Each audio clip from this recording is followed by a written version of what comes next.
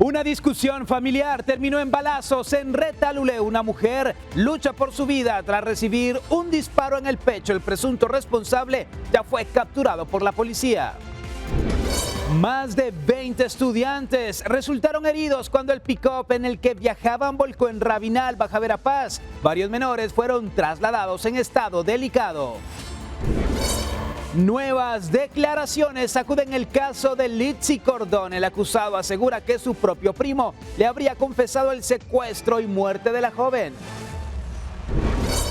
Un motín en la cárcel Santa Teresita dejó reclusas y niños intoxicados. Además, las internas retuvieron a una mujer como rehén durante la emergencia. El sarampión ya cobró 10 vidas en Guatemala, la mayoría son bebés y los casos continúan en aumento en varios departamentos.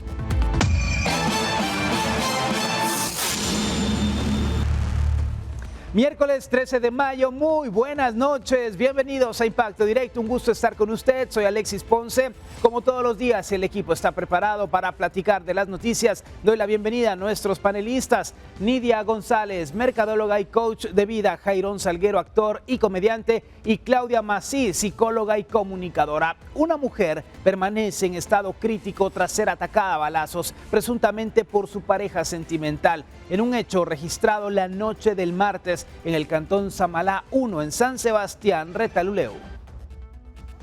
El ataque ocurrió aproximadamente a las 9 de la noche, cuando vecinos del sector alertaron a las autoridades tras escuchar varias detonaciones de arma de fuego dentro de una vivienda.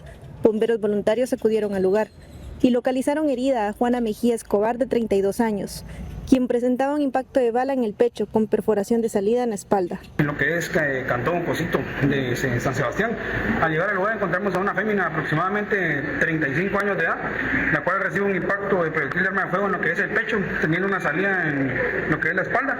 Horas más tarde, agentes de la Comisaría 34 de la Policía Nacional Civil capturaron a Axel Fernando Rodríguez Martínez, de 36 años, señalado por familiares y vecinos como el presunto responsable del ataque. Durante el operativo, las autoridades le incautaron una pistola, una tolva y 14 municiones. Según el informe policial, únicamente presentó la constancia de tenencia del arma. Presunto responsable de herir a su conviviente con arma de fuego es capturado en Cantón Samalá 1 del municipio de San Sebastián, Retalhuleu. Policías de la Comisaría 34 capturaron a Axel Fernando Rodríguez Martínez, de 36 años de edad, en seguimiento a un hecho armado. La PNC informó que las primeras investigaciones apuntan a que el hecho pudo haberse originado tras una discusión familiar. El Ministerio Público embaló el arma de fuego y otros indicios que servirán para fortalecer las investigaciones correspondientes. El detenido fue puesto a disposición de un juzgado competente, mientras las autoridades continúan investigando este caso de violencia. Desde Retalhuleu reportó Victoria Ruiz. Una situación compleja indiscutiblemente, y cómo un tema familiar, una discusión, Jairón, puede derivar en un hecho violento en donde una mujer ha sido la víctima. El problema que tenemos, bueno, la mayoría de seres humanos en estos tiempos, es que no logramos controlar las emociones. Es importantísimo poder controlar las emociones, sin embargo, hemos visto de que, bueno, lo vemos en el tráfico, incluso lo vemos en cualquier acción. Hoy día estamos así a flor de piel con todo, ¿no? Es importante eso, cuando el ser humano logra controlar sus emociones, tiene controlada más del 90% de su vida. Con la realidad que estamos enfrentando, Claudia, ¿qué tan complejo es este tema de controlar las emociones, el temperamento? Porque estamos así, a nada de encendernos ante cualquier situación que ocurra, incluso porque alguien nos mire. Exactamente, miren. Y es que hay que trabajar nuestras emociones, hay que trabajar nuestro pasado. Las personas dicen, lo que me sucedió en la infancia, ahí que se quede ya, yo ya crecí y eso está enterrado. No, señores. Nuestras heridas de la infancia nos acompañan, nos permiten, hacen posible que busquemos pareja, trabajo. Generalmente todas nuestras acciones son dominadas por nuestras emociones. Y aquí lo que nosotros acabamos de ver, pues es un acto de violencia doméstica o violencia intrafamiliar, como se le llama, en donde uno de los dos sujetos, en este caso el hombre, y la mayoría de veces es hombre, aunque también hay mujeres que son abusadoras, pues utilizan su fuerza y sus estrategias para dañar, para agredir, para disparar un arma. y la violencia física ha llevado a muchos a la muerte. Y la violencia física, Alexis, no empieza con el primer golpe, empieza con unas formas sutiles como la violencia psicológica, por ejemplo, el control, la manipulación, los gritos, el humillar a la persona, el lastimar su autoestima, el criticarle, por ejemplo, las partes de su cuerpo. Y entonces esta violencia psicológica no deja esas marcas, pero sí huellas emocionales fuertes. Por eso nosotros les decimos aquí, si usted cree que está en una relación en donde hay violencia emocional, económica, psicológica, sexual incluso, estas son alarmas. Vaya a todas estas instituciones, que en Guatemala hay muchos. También están los grupos de 12 pasos como los codependientes, porque si una relación de pareja que no produzca paz, que no produzca tranquilidad, que no produzca calma, sino al contrario, zozobra y incertidumbre y caos, es una relación contaminada. Le decimos, o lo resuelve o sale de ahí, porque si no va a tener que pagar una factura muy alta aún con su propia vida. Bueno, y acá la investigación ha permitido, Nidia, la captura del principal sospechoso del caso. Sí, cuando miramos este tipo de casos, pues todo el mundo dice quién habrá sido, pero el primer sospechoso, y tal vez aquí el licenciado Armando Mendoza no me dejará mentir, el primer sospechoso siempre va a ser alguien muy cercano, ¿verdad? En este caso está clarísimo, ya que se oyeron las discusiones, se oyeron después los disparos y pues la única persona que estaba discutiendo con ella era su pareja, ¿verdad? Ahora bien, habrá que definir qué fue lo que pasó, por qué tomó esa decisión de arreglar el problema o tal vez agravarlo en este caso, ¿verdad? Usando un arma de fuego y disparándole a su pareja, precisamente, mujer. Sí. Dispararle en vez de tratar de alejarse y encontrar una solución. Y ahora esta mujer, Armando, se debate entre la vida y la muerte. ¿Es un intento de femicidio?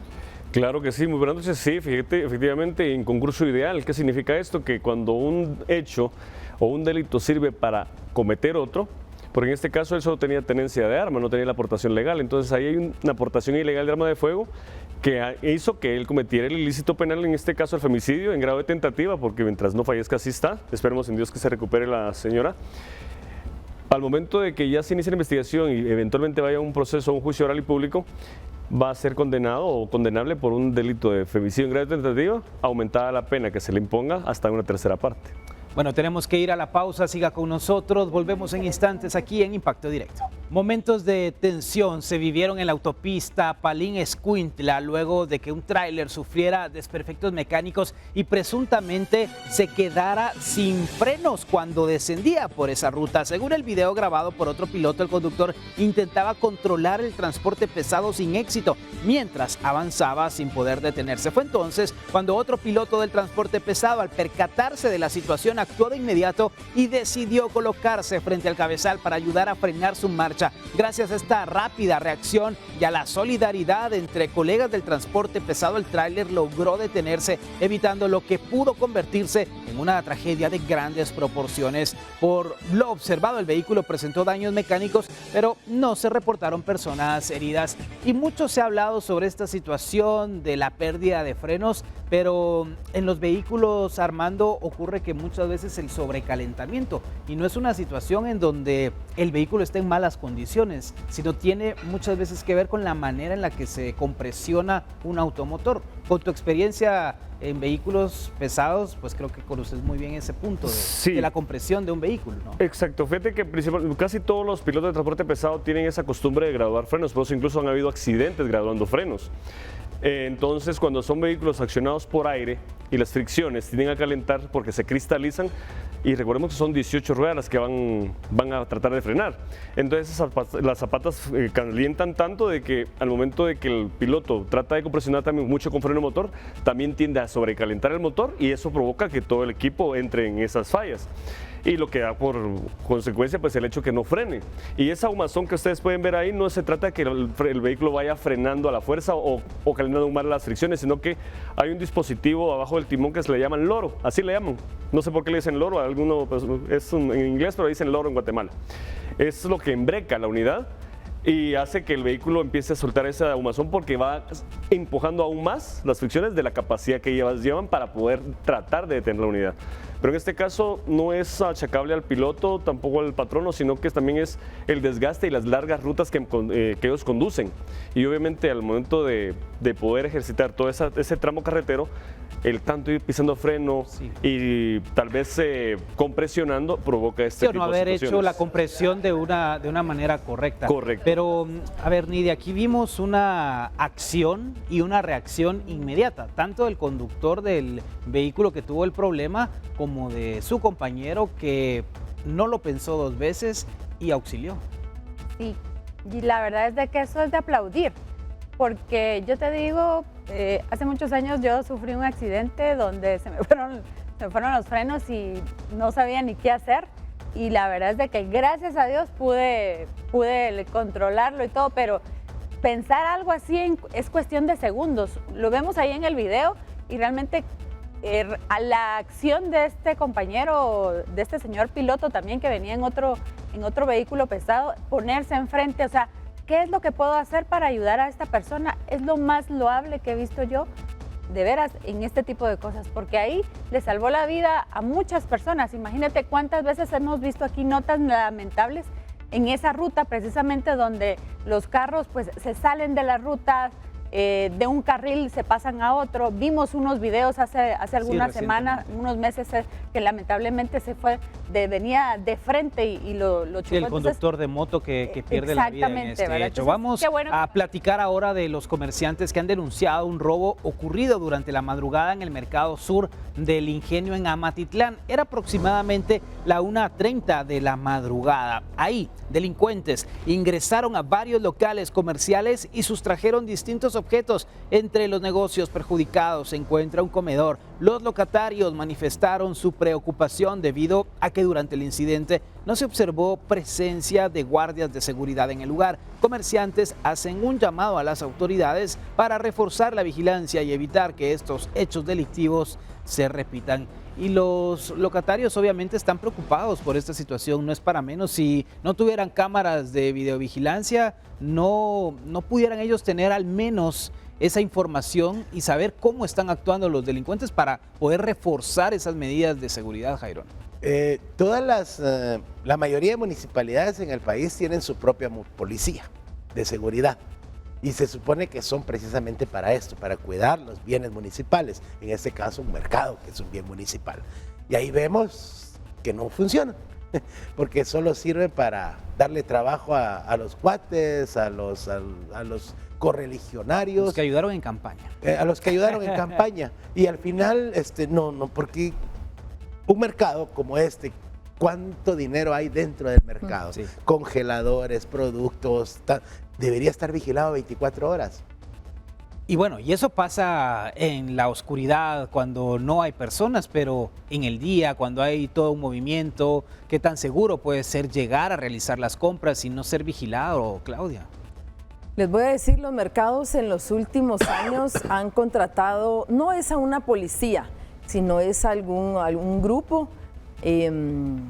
Patrulleros, algo sí, así, ¿no? Algunos le llaman los ángeles justicieros, otros le llaman los guardianes. Pero esos son grupos ilegales. Claro, son grupos ilegales que ellos han tenido la necesidad. En el día yo les puedo decir, tampoco no es que no exista ningún robo, pero en el día muy difícil que en un mercado, ya sea la terminal, la placita, la presidenta, la parroquia, exista algún robo, porque los locatarios, los inquilinos del mercado han contratado a estos grupos para que los protejan. ¿Qué es lo que pasa en la noche? Miren, cuando existe este tipo de robo de estos comercios, no son al azar, no es casualidad de que ahí vamos pasando y entrémonos a este mercado. Por lo general siempre hay cómplices, trabajadores de los comercios, familiares a veces que tienen alguna pugna y esa es una manera de venganza. La policía, ¿verdad? Porque ellos les dan información de dónde están los objetos de valor, cuáles son los horarios menos riesgosos. Aquí la invitación es no a hablar con la PNC, porque ellos van a llegar unas semanas y luego se van a alejar. Aquí es si ellos se pueden organizar como mercado, como inquilinos, para que refuercen la seguridad con policías que les den informen, que estén despiertos, porque a veces el policía está despierto hasta las 11, hasta las 12, porque se cansa definitivamente. Entonces, policías que tengan 3 o 4 turnos al día para que les cuiden sus cositas. Situación que preocupa indiscutiblemente. Y bueno, hablemos de un accidente de tránsito que ha dejado decenas de estudiantes heridos luego de que un pick-up volcara en la aldea Palimonish, esto en el municipio de Rabinal. De acuerdo con información preliminar, los pasajeros eran alumnos de la escuela de la aldea Cochojabaj, quienes se dirigían a participar en un partido de fútbol interescolar cuando, por causas aún bajo investigación, ocurrió el percance. Bomberos voluntarios brindaron atención prehospitalaria aproximadamente a 21 niños y jóvenes, de los cuales al menos 14 fueron reportados en estado delicado y trasladados al centro de salud de Rabinal, además de 2 adultos. La Policía Nacional Civil consignó al conductor del vehículo, identificado como Ronald Humberto García Herrera, de aproximadamente 30 años, mientras continúan las investigaciones para establecer posibles responsabilidades. Y bueno, podemos hablar de un vehículo que también iba sobrecargado, Nidia, y obviamente esta situación pone en riesgo y en vulnerabilidad a todos los tripulantes. Sí, yo creo que, bueno, me llama mucho la atención que eran estudiantes y que no hay una persona adulta responsable para poder trasladar a estos niños, ¿verdad? Porque niños o adolescentes, ¿verdad? No nos dicen exactamente, pero imagínate 21 personas que van en un pick-up. Esto me parece así como que parece broma, pero es la triste realidad que se vive dentro de, no solo aquí en la Quipetel, porque yo lo he visto también, pero en el interior es mucho más común de lo que uno pensaría, ¿verdad? El transporte de las personas como que fueran, pues, sardinas. Lamentablemente... Sardinas. Sí, como sardinas, exactamente. Pero aquí lo bueno, te digo, es que no hay que lamentar que hayan fallecidos. Eso es lo bueno. Pero sí hay personas lastimadas y en este caso, pues, qué bueno que se llevaron ya al señor conductor, porque eso es una gran irresponsabilidad. Está trasladando jóvenes, vida, ¿verdad? No está trasladando cosas que no se van a perder, en este caso, la vida. Tenemos que ir a la pausa. Siga aquí en Guatevisión, ya regresamos. Ante un tribunal, Kevin Rivas Cordón, acusado de la muerte de su prima Litzy Cordón, declaró cómo otro de sus primos le habría confesado su responsabilidad en el hecho. Rivas Cordón se desligó de la acusación y señaló a su primo, quien fue asesinado en enero del 2023. Y yo me quedo solo con Andy y yo lo confronto y le digo, disculpe la expresión, disculpe las palabras, pero yo así le dije, mira, ¿qué está pasando? ¿En qué estás vos involucrado? Y yo lo empecé a presionar, decime la verdad, ¿en qué estás involucrado? ¿Por qué la urgencia de cambiar mi teléfono? ¿Qué está pasando? Y él, de tanta presión que yo le hice, él me confiesa que él estaba involucrado en el secuestro y asesinato de Litzy. Y yo le digo, sos un pendejo, le digo, ¿cómo dices algo de ese nivel? Le digo, ¿cómo haces eso? Nosotros no somos unas personas así, ¿cómo haces eso? Y me dice, mira, que... Y él, ahí venía mi esposa, empezó a evadirme. Y yo le digo, mira, ¿por qué la urgencia de cambiar mi número, mi teléfono? Y viene él y me dice, te voy a ser sincero, me dice. El teléfono que vos dejaste en el carro fue el que utilizamos para extraer el chip de Litzy y meterlo a tu teléfono. Por eso era la urgencia de cambiar el teléfono que usaba en ese momento.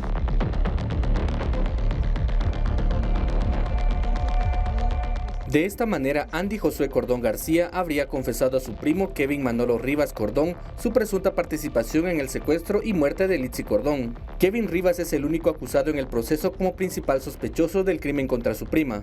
La investigación reveló que los secuestradores utilizaron el chip telefónico de Litzy en el teléfono propiedad de Rivas para llamar a la familia de la víctima. Los secuestradores pidieron 5 millones de quetzales a cambio de la liberación de la joven.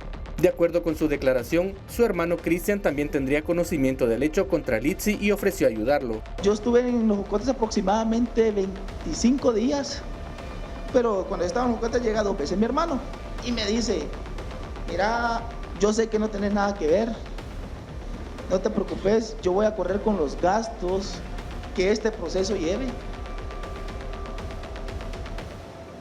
Yo le digo, mira, yo tengo miedo, estoy con pánico, es un problema grande, no tengas pena, yo ya estoy viendo cómo Andy declara, porque él es menor de edad y a él lo van a tratar de una forma diferente. Eso fue lo que me dijo mi hermano. Un informe forense reveló que la joven de 20 años fue golpeada, tenía señales de haber sido sujetada por la fuerza y abusada sexualmente. El acusado declaró que varios de sus familiares fueron asesinados, incluyendo a su primo Andy Josué Cordón García, quien según su testimonio participó en el secuestro y muerte de la joven. Que lamento profundamente y todo corazón lo que le pasó a Lixi. Como también lamento que por este hecho también mi familia se destruyó. Mi hermano Cristian Emanuel Rivas Cordón, mi señor padre Oscar Rubén Rivas Sanabria, mi primo hermano Gustavo Adolfo Cordón García fueron asesinados el día 12 de junio del año 2021. Mi otro primo hermano Andy Josué Cordón García fue asesinado el día 13 de enero del año 2023. Señora jueza, yo lamento que Andy lo hayan asesinado, porque la persona que él tendría que estar sentada en este escritorio es él. Para el 19 de mayo, el tribunal programó realizar un recorrido por los lugares donde, según la investigación, la joven fue vista en la aldea Barranca Seca de Enteculután, Zacapa. Con imágenes de Javier González, reportó para Impacto Directo, Elmer Vargas. Bueno, y hay muchas dudas alrededor de esta declaración del principal señalado en el caso de Litzy, Armando, pero a ver, acá la prueba científica va a ser fundamental. Hay una huella digital que es imborrable y que podrá establecer si en efecto lo que hoy ha declarado frente a la jueza es verídico, lo del cambio del chip, la utilización del teléfono celular y la persona muerta, que lamentablemente no puede defenderse y decir si es cierto o no que dio esta declaración. Mira, por la forma en cómo resuelven los tribunales de sentencia, hay una frase que ellos usan y que es doctrinaria.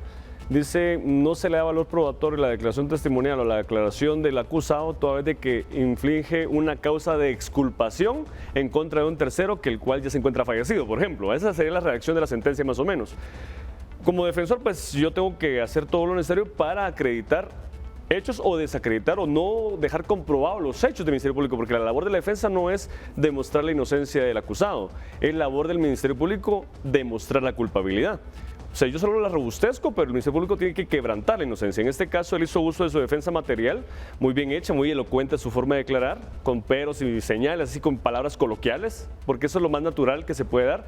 Se puede ver que no es una declaración mecanizada. Y pues como tú dijiste, Alexis, la verdad que si fue tomada la tomada de la huella en el momento oportuno, que fue antes del ofrecimiento de prueba, o como un anticipo de prueba, para el efecto de poder decir, esta huella le pertenece a, puede ser que él pueda ser bien librado si la huella no le pertenece a la hora acusada. Lo preocupante aquí es cómo una familia, al final de cuentas, terminó siendo golpeada por toda esta situación. Y me refiero a golpeada por la muerte, golpeada porque todo este conflicto que ha generado la muerte, el crimen de Litzy, que según las investigaciones estaba golpeada, abusada sexualmente con tan solo 20 años. Sí, el caso es triste. Al final la necropsia creo que arrojó que fue por el estrangulamiento, que la causa de la muerte.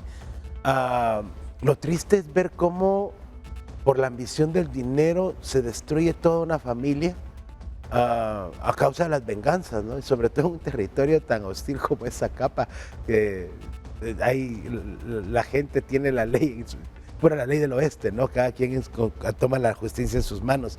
Oyendo al acusado, que mataron a su papá, mataron a un hermano, a un primo, y es que es terrible esto, pero bueno, es lamentable. El dinero, al final el dinero solo sirve para gastarlo, pues. Sí, muchas veces trae problemas y disputas familiares. Aquí teníamos, Claudia, el testimonio de Kevin. En primera instancia, ¿cómo analizas la manera en la que él se dirige a la jueza, todo lo que el lenguaje no verbal logra comunicar? Sí, recordémonos que el 80% de nuestro lenguaje es precisamente no verbal. La forma en que nos paramos, la forma en que nos ponemos un saco, la forma en que miramos, los ademanes.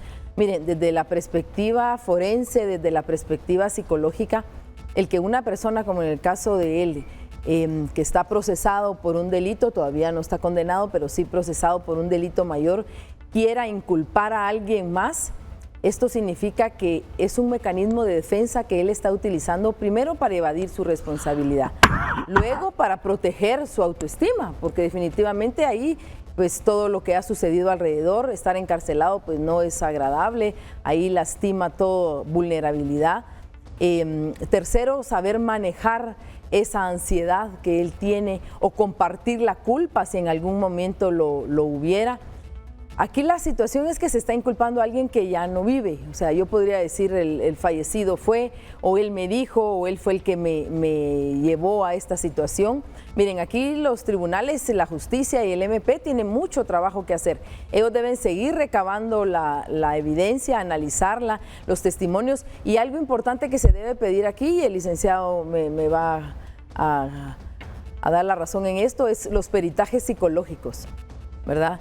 Ver y establecer, porque aquí hay alguien que dice la verdad y hay alguien que miente definitivamente. Entonces, los jueces de veras tienen un trabajo bastante serio, porque imagínense que él sea inocente y el juez le da una condena mayor, o definitivamente sea culpable y le da una condena menor. Entonces, aquí de veras, especialmente en la manera en que esta jovencita murió, en donde hubo saña, hubo alevosía, hubo premeditación, y que de veras ojalá llegue la justicia a ella y que realmente se haga justicia en el caso de él, porque si él no fue, pues definitivamente... Por supuesto, se tiene que llegar al fondo de todo este caso. Volvemos después de la pausa. Un motín en un centro carcelario de mujeres en zona 18 dejó a varias reclusas y niños intoxicados por gas lacrimógeno. Además de una mujer retenida como rehén, las autoridades lograron retomar el control y reforzaron la seguridad. En el Centro Preventivo para Mujeres de la zona 18 Santa Teresa se registró un amotinamiento que dejó a más de 20 niños y niñas menores de 4 años con síntomas de intoxicación. 2 mujeres fueron trasladadas a un centro asistencial por la misma causa. En este caso fueron agentes de la Policía Nacional Civil, del Sistema Penitenciario, del Ejército de Guatemala, también la Procuraduría General de la Nación, bomberos voluntarios y municipales, quienes asistieron a esta emergencia. Se atendieron, se evacuaron a 21 niños menores de edad, de las edades de 2 meses a 3 años, los cuales se pusieron en resguardo en nuestras unidades, brindándoles oxigenoterapia. Asimismo se les brindó atención psicológica. Había niños que estaban bastante asustados por el tema que se vivió dentro de este centro penitenciario.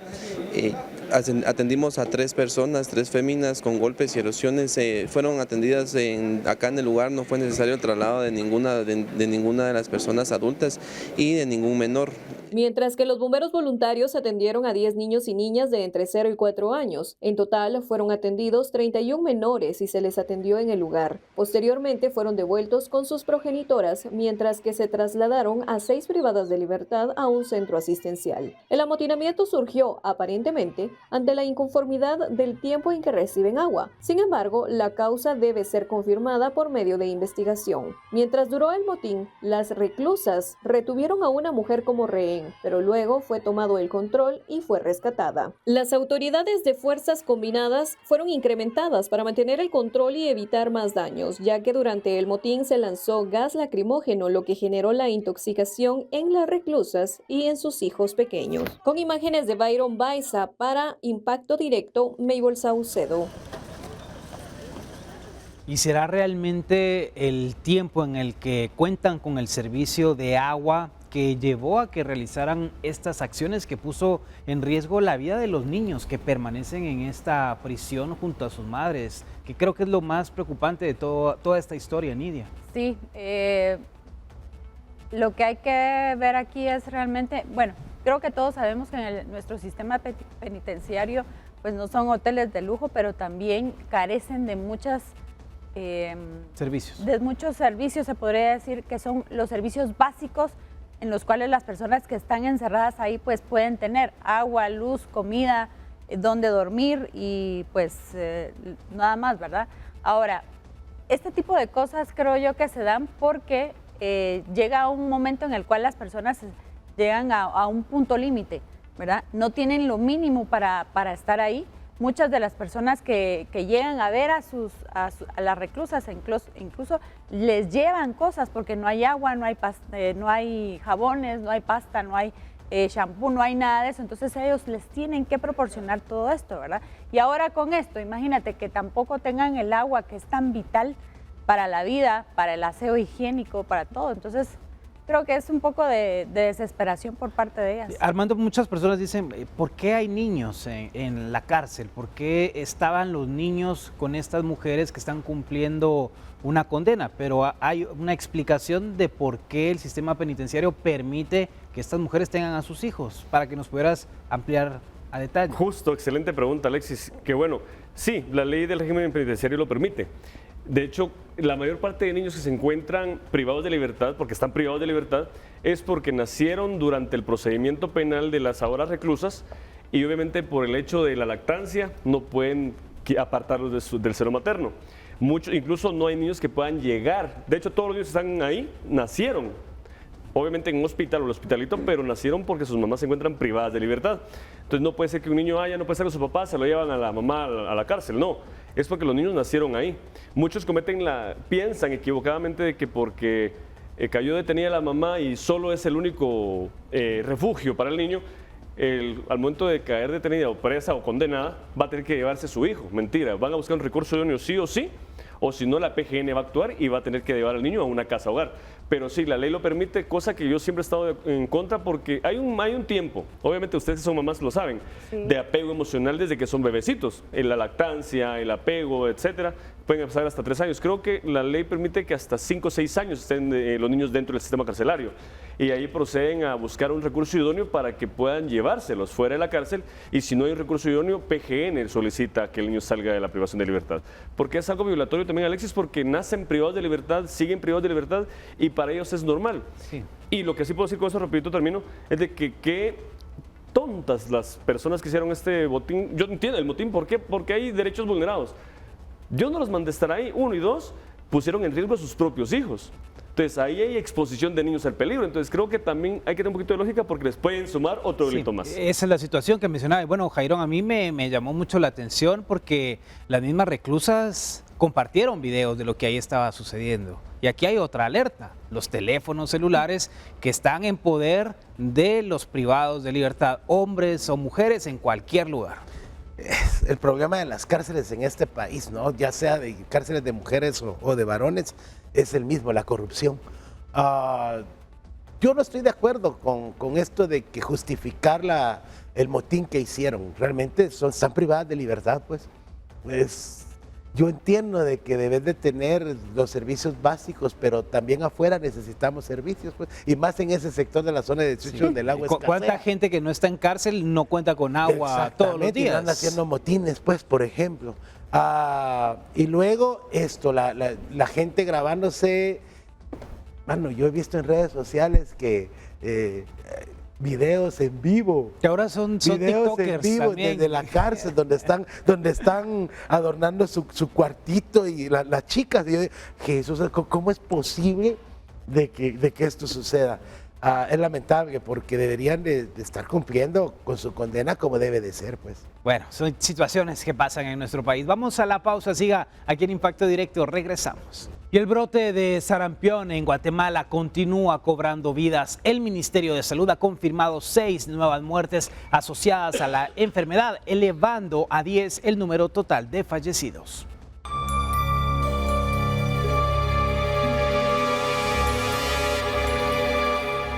A un mes de que se reportaran 4 muertes por sarampión en Guatemala, el Ministerio de Salud confirmó el fallecimiento de otras 6 personas por la enfermedad.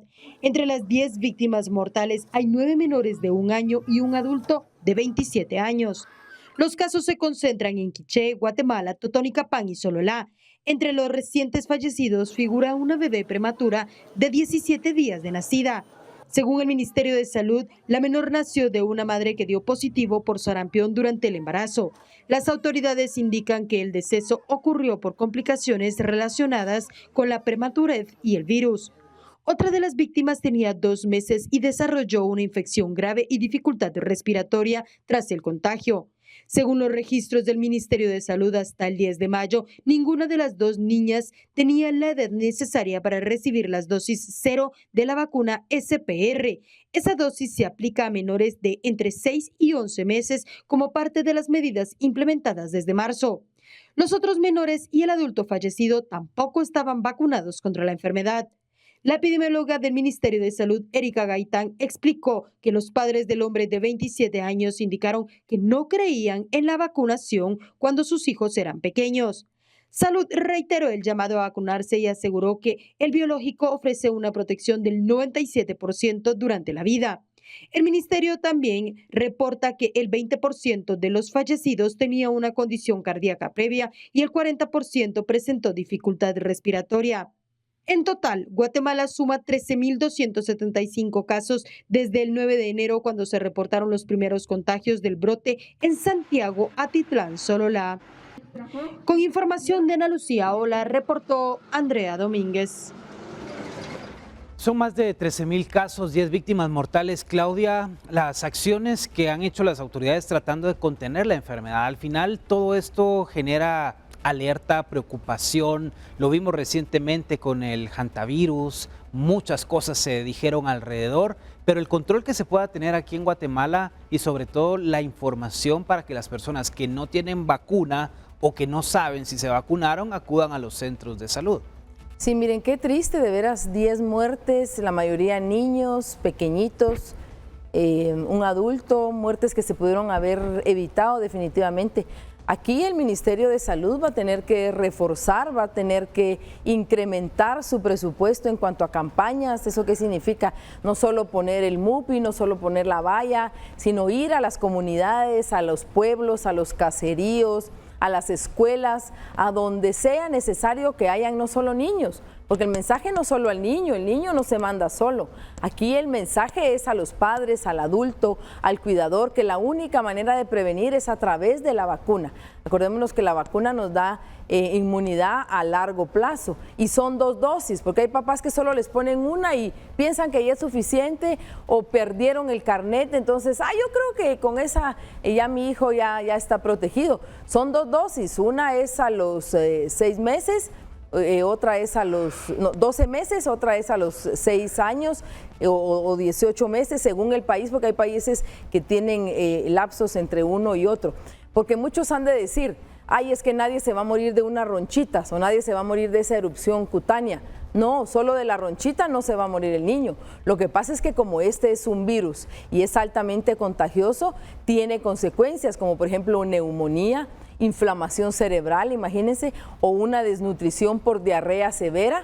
Entonces sí son consecuencias que da a los niños pequeños, a los no vacunados y a los de bajo peso. Sobre todo si hay otras enfermedades que han sido diagnosticadas, porque esto provoca que sea mucho más rápido el daño que se genera en el cuerpo, Jairón. La digitalización de toda esta información, es preocupante que hoy hablemos de ese gran problema que tenemos, que no hayan registro de vacunas, que muchas personas no sepan. ¿Se estará trabajando algo de esto para futuras generaciones y evitar todas esas confusiones y tener un esquema registrado? Es hasta cierto punto increíble, ¿no? El realismo mágico de Miguel Ángel Asturias, que estas cosas sigan sucediendo en el país. Estamos en pleno siglo XXI, 26 años después del año 2000 y la gente todavía no cree en las vacunas. La gente todavía está desinformada en cuanto a la salud, cuando hoy contamos con aparatos como esos que todo el mundo tiene. Porque todo el mundo tiene. Entonces es una buena campaña. Y no solo uno. Y no solo uno. Una buena campaña por redes sociales, pero una eficiente campaña de concientización, de decir a la gente lo importante que es la vacuna, porque no puede llevar a la gente del chongo a vacunarse, porque también es ilegal, ¿verdad? O cómo combatir con las creencias de la medicina ancestral. Sí, o sea, desgraciadamente la falta de información es lo que conlleva lo que está pasando ahora. Es que el sarampión haya brotado nuevamente después de haberlo eliminado por tantos años, es realmente increíble. Solo en países como este. Se cree, toda esta situación que se identifica en Sololá, un descuido, una situación que se salió de las manos y que ahora nuevamente pone en evidencia lo vulnerable que puede llegar a ser una sociedad como la nuestra ante este tipo de contagios. Sí, y imagínate que es sarampión, ¿verdad? No estamos hablando de algo que pensábamos que de alguna forma ya estaba controlado, pero este tipo de situaciones nos pone en evidencia que el descuido, el hecho de no hacer algún tipo de una reacción bastante agresiva y rápida por parte de las autoridades, en este caso del Ministerio de Salud, ¿verdad? Ahorita ya se podría decir que están dando patadas de ahogado, ¿verdad? Porque de hecho yo hace algunas semanas les avisé a ustedes, en los centros comerciales están haciendo lo que es la vacunación para niños de ciertas edades y para el adulto mayor, porque precisamente lo que quieren es hacer un tipo de contención para que ya no hayan más casos de sarampión y que realmente se pueda contener eso. Ojalá que lo podamos lograr. Más de 13,000 casos, imagínate. Entonces, eso ya debería preocupar a las autoridades y nos debería preocupar a nosotros, sobre todo los papás que tienen niños pequeños o las personas de la tercera edad, ¿verdad? Todos estamos vulnerables, todos podemos estar contagiados, pero estos dos grupos son los que más vulnerables están. Tenemos que ir a la pausa, siga con nosotros aquí en Impacto Directo. Llegamos así al final de Impacto Directo. Gracias por acompañarnos. A los panelistas: Jairón Salguero, actor y comediante; Claudia Macís, psicóloga y comunicadora; Nidia González, mercadóloga y coach de vida; y Armando Mendoza, abogado penalista. Le deseo una excelente noche. Soy Alexis Ponce. Recuerde, mañana 19 horas aquí por Guatevisión. Pásela bien.